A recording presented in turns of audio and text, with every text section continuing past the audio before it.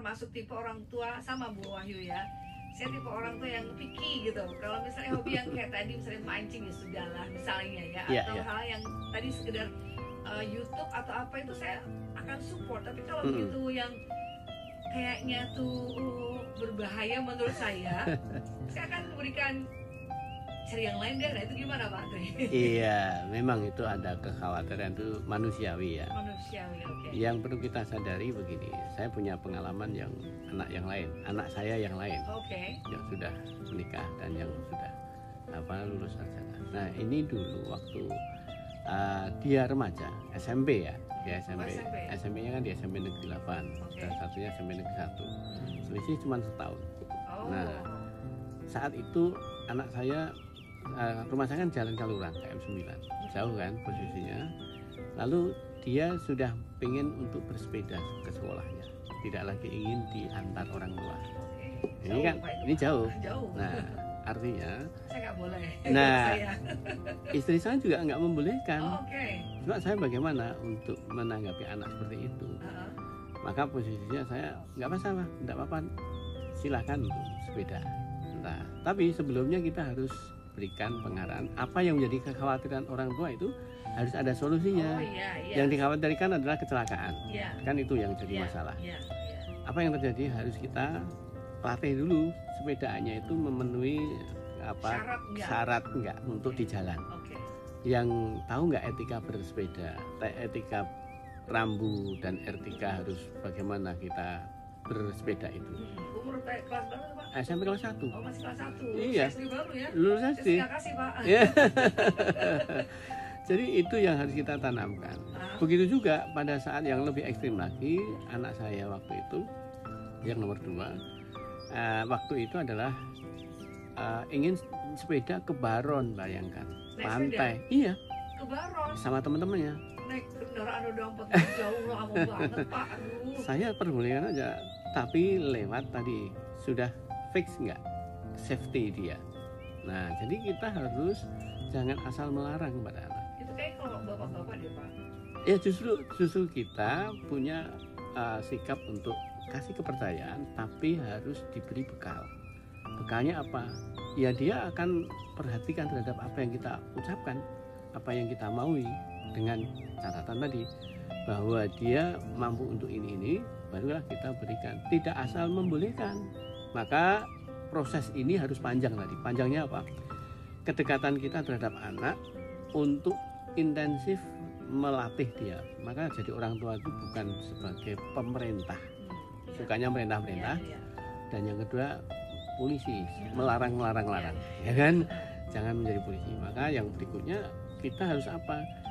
Dia adalah bagian dari teman kita. Kita ajak jadi sebagai teman. Maka saya apa yang dia punya hobi kita dampingi. Kemudian apa yang dia punya hal yang kira-kira butuh bantuan. Maka seringkali kita jangan membuat sesuatu yang sifatnya malah justru dia menjauh. Contohnya begini Mbak Ulfa. Dia tidak merasa kita itu dibutuhkan oleh anak.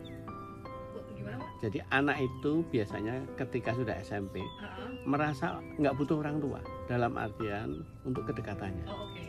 Nah kita itu sepertinya ini anak butuh sekali terhadap kita, padahal enggak. Nah tapi kita coba ciptakan kondisi dia butuh kita. Lewat apa?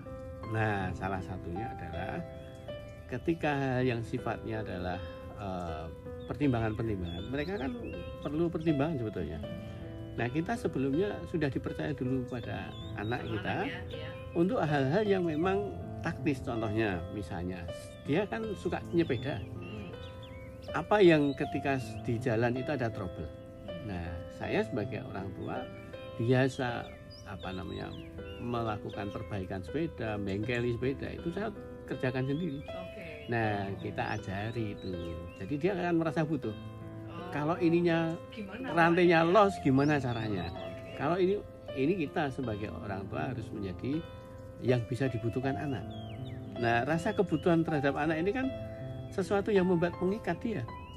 Nah sehingga kita jadi orang tua jangan banyak nggak tahu macam-macam. Kita harus harus banyak tahu dan harus banyak bisa mengeksplor diri untuk mampu sifatnya skill-skill yang di luar kompetensi yang kita harus belajar. Iya, harus belajar ya. Nah, ini penting. Iya, masih dari Bu Wahyu nih. Bagaimana dengan pasangan yang berseberangan dengan saya? Kan kayak Pak Tri ya. Istri memperbolehkan, istri tidak memperbolehkan, suami memperbolehkan. Betul. Bagaimana mencari jalan tengahnya? Nah, maka sebelum terjadi, ya, dulu pernah ini begini, yang pernah dialami. Istri saya kan orangnya perfeksionis, ya, ingin anaknya itu anteng, ibadahnya baik, nggak suka yang ini itu. Coba bayangkan. Agak beras itu Pak ya. Iya kan? Dan posisi itu anak saya pengen musik dan ingin belajar musik, main piano dan ngeband dan sebagainya. Berseberangan kan? Ya. Nah, saya itu posisinya harus bagaimana anak ini saya coba, ini musik itu kan masih baik ya, artinya coba saya kembangkan tuh. Itu kalau posisi kita larang, ini jadi masalah nanti ya. Nah, saya harus mengkomunikasikan dulu dengan istri. Jadi istri harus atau pasangan kita ini harus kita pahamkan dulu. Jangan asal melarang, jangan asal nggak bolehkan. Itu harus kita edukasi lebih dulu. Jangan kita pas membuat kebijakan berseberangan di depan anak. Itu trouble malah. Jadi kelihatan jelek, harus dikembang dulu. Jadi nanti kendali tanggung jawab ada pada saya. Saya bilang gitu. Apapun yang terjadi, saya tanggung jawab. Sehingga ketika saya membolehkan, ini saya harus kasih rambu-rambu, kan gitu. Maka istri ketika itu ya akhirnya oke, saya ngikut aja begitu. Nah, ini yang penting adalah bagaimana kita bergaining position dengan pasangan kita yang berseberangan agar bisa memahami, karena orang yang kekhawatiran, istri saya itu termasuk orang yang khawatirnya tinggi. Pak, lebih ke menghadapi gini, kalau maaf ya saya potong, kalau misalnya dari Pak Tri mengatakan saya akan bertanggung jawab atas apapun yang terjadi, ya kan? Kalau saya pribadi nih, dari POV saya nggak mau ada terjadi sesuatu, makanya nggak perlu tanggung jawabnya. Nah, kekhawatiran yang lebih. Nah, bagaimana lebih ke untuk membuat bahwa ya pengertian sudah kayak saya udah gini Pak, saya tidak sekedar melarang nih saya pribadi. Kenapa Pak ini boleh cari yang lain aja gimana? Itu solusi apa bukan? Maksudnya saya nggak melarang. Ini kalau gini begini, ini begini. Tapi misalnya kayak pendakian gunung, pengen daki gunung, menurut saya, aduh kamu belum pernah gitu. Terus dia kan, makanya saya mau nyoba gitu kan, pengen nyoba naik gunung. Dan saya dibersamain sama orang-orang yang sudah biasa naik gunung gitu. Kita aja masih belum percaya Pak, masih belum yakin bisa dilepas. Nah itu bagaimana Pak solusi selanjutnya untuk meyakinkan bahwa ibu tuh lepas deh, boleh deh, itu hal yang boleh. Ya, waktu anak saya yang SMA ini juga hal yang sama, mau naik gunung, kan tidak pernah naik gunung. Hiking jalan aja nggak pernah. Terus dia bilang, oke, kalau kamu masih berapa kali? Sekitar 3 minggu lagi, saya kasih ilmunya. Nah, ilmu mendaki itu begini. Kenapa saya punya ilmu? Karena saya punya ilmu tentang fisiologi di tempat ketinggian, mountain sickness.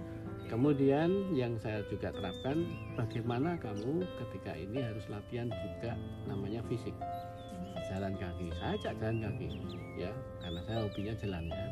Maka itu yang kita perlu persiapkan. Kemudian fisik itu harus kita bekali. Dan yang berikutnya adalah pemahaman tentang bagaimana kalau dia nanti jalan itu terjadi terengah-engah. Nah, bagaimana mengendalikan supaya kita tidak naik gunung itu bukan pakai emosi, tetapi pakai hati. Kenapa? Karena itu endurance-nya akan kuat. Tapi kalau kita pakai emosional, ingin cepat sampai, enggak, itu nanti malah sampai di atas bisa pingsan. Nah, di situ salah satu anak ini harus dikasih percaya dulu. Istri saya waktu itu, wah naik gunung, wah itu berita tentang kehilangan dan sebagainya. Nah itu dia Pak Tri, artinya Pak Tri dengan melakukan seperti itu tuh sudah siap dengan segala risikonya. Artinya kan kalau briefing terus pengarahan sudah dilakukan semuanya. Di luar itu artinya orang tua pun juga harus siap dengan segala risiko yang dilakukan seorang anak yang sedang melakukan apa yang menjadi hobinya. Iya, maka anak itu tadi kita bekali secara ikhtiar, ya itu namanya ikhtiar ya. Kemudian kita juga harus bekali tentang spiritual. Kenapa? Karena bekal itu kepada anak juga kepada pasangan kita yang tidak pada posisi setuju, berseberangan. Nah, sehingga dengan spiritual, dengan bagaimana kita itu bisa tawakal pada Allah dengan cara yang tepat, ya, itu kemudian orang akan bisa menyadari bahwa oh ya, orang itu memang butuh seperti ini. Makanya pada saat seperti kasus kemarin ya, saya sampaikan mahasiswa saya itu kan mau naik gunung kan, kemudian kecelakaan di jalan, dan ini orang tuanya yang pada saat meninggal itu ayahnya ya, saya lihat orangnya mentalnya kuat. Kenapa kuat? Kedekatan dengan Allahnya tinggi. Yang kedua, dia juga hobi gunung, sekalipun dia orangnya pakai sorban ya, posisinya Islamnya kuat gitu. Artinya itu emang sudah takdirnya. Ya takdir, bisa menerima itu sudah konsekuensi takdir. Artinya kondisi spiritual ini memang harus dikuati. Maka ketika anak ini mau bepergian dalam kondisi menyalurkan hobinya, maka di jauh-jauh sebelumnya anak ini kita harus dekatkan dengan spiritual kepada Allah. Maka ingat ketika kamu naik gunung itu sholatnya jangan lupa, wudhunya dan sebagainya, makannya itu semua harus kita bekali. Dengan cara begitu kita akan melepas anak itu dengan fix. Di antaranya teman-temannya siapa, kita perlu tahu. Kadang kita seringkali tidak pernah melihat bagaimana dia kronologi mencapai posisi seperti itu, sehingga ketika ini teman-teman nanti naik gunungnya gunung yang ini kok, masih gunung yang masih belum yang Gunung Merapi kan, belum ya, masih taraf belajar. Nah maka oke, silahkan aja. Terus juga misalnya ketika ini anak harus bawa mobil, nah, kita lepas itu ketika memang dia memang sudah safe. Sudah dirasa oke dulu. Iya sudah. Iya, saya tuh anak saya itu sebetulnya posisi bisa mengendarai mobil itu sudah dari sejak SD itu sudah belajar mobil sendiri tanpa suara saya di rumah, bisa parkir dan sebagainya. Wah, luar biasa nih. Tidak ada yang ngajari. Tapi untuk melepas anak ini untuk bisa naik mobil itu harus kalau sudah punya SIM. Betul. Nah sudah umur dan kondisi bisa punya rasa emosinya, emosinya yang penting. Emosinya sudah tertata sehingga berkendaraan itu kan butuh etika. Nah itu oke, udah kita aman. Dan itu posisinya kembalikan pada Allah, jaga lewat Allah kan gitu. Iya sih, kemarin akhirnya juga sebenarnya alhamdulillahnya sudah ketemu titik tengah. Pengen naik gunung boleh, tapi pilih gunungnya. Ya kan? Boleh betul, dong, Patri. betul. Jadi itu ya. juga bijak menurut saya ya. Beginning position. Nah benar, beginningnya jalan ya. Sementara ini ada WhatsApp dari Ibu Dewi di Taruman, Bantul. Ini pertanyaan lumayan panjang. Kita bahas setelah yang ini ya. Ibu Dewi sabar tunggu sebentar, nanti akan dibahas sama Pak Tri tentang punya anak SMP lagi puber. Nah seperti apa nih pertanyaan dari Ibu Dewi? Kita akan lanjut setelah yang ini ya.